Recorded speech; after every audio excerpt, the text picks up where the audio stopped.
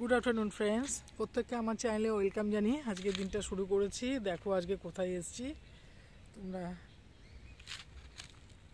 চিনতে পারছো? কেউ এখানে এসছো? কেউ যদি এসে থাকো তাহলে চিনতে পারবে। আমি বলে দিই, এটা হচ্ছে কল্যাণী এইমস।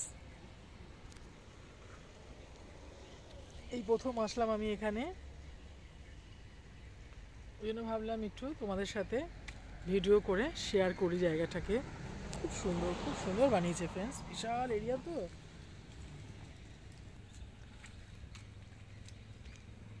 দারুণ জায়গা।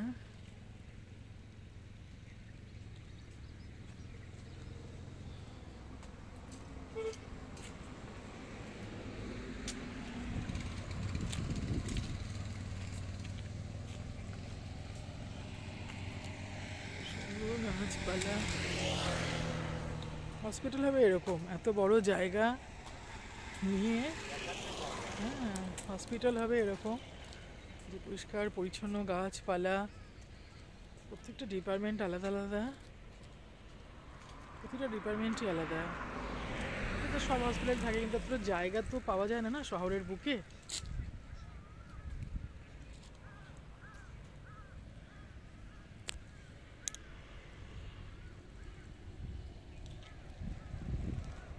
ফ্রেন্ডস, আমি একটা মানে শর্ট ভিডিওতে একটা ছবি পোস্ট করেছিলাম, তো তোমরা হয়তো বুঝতে পারোনি।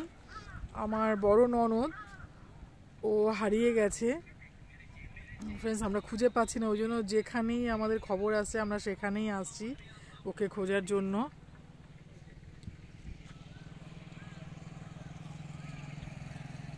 আমরা প্রচুর খুঁজছি, খুঁজে ওকে পাওয়া যাচ্ছে না।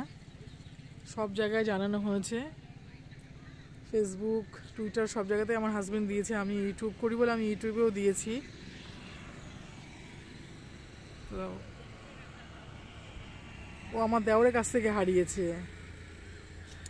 দেওরের বাড়িতে ছিল, ওইখান থেকে হারিয়েছে। দেওরের বাড়ি মানে ওটা আমাদেরই বাড়ি, আমার হাজব্যান্ডেরই বাড়ি ওটা, ও থাকে ওখানে।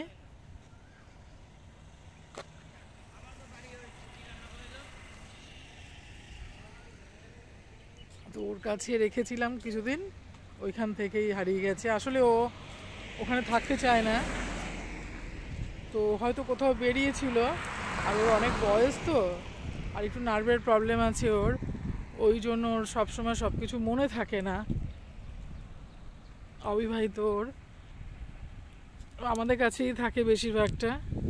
আবার আমার ননদের কাছেও যায়, মানে ঘুরতে খুব ভালোবাসে, ঘুরে ফিরে বেড়াবে, এক জায়গায় বেশি দিন ওর ভালো লাগে না।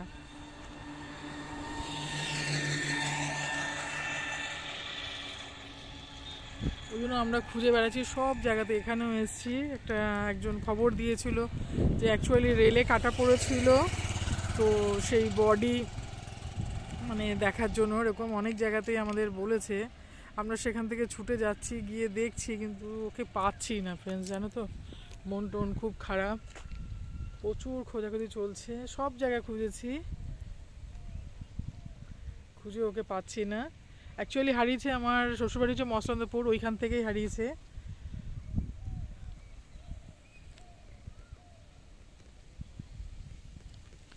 বেশ সুন্দর, এখানে হাওয়া চলছে, গাছগাছালি আছে তো, একটু ঠান্ডা ঠান্ডা আছে।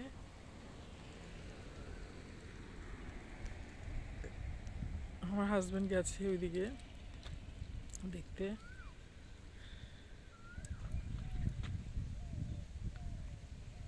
দেখে আসুক, ভালো লাগছে না।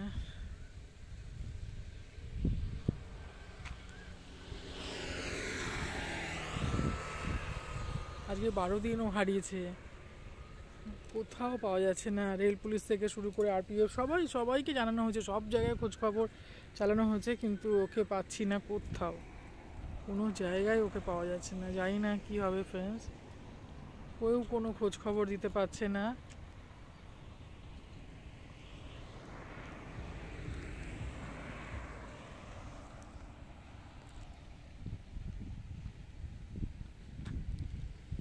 তোমরা যদি কেউ দেখে থাকো, ওই ছবিটা আমি দিয়েছি, তো কমেন্ট করে জানিও কোথায় দেখেছো।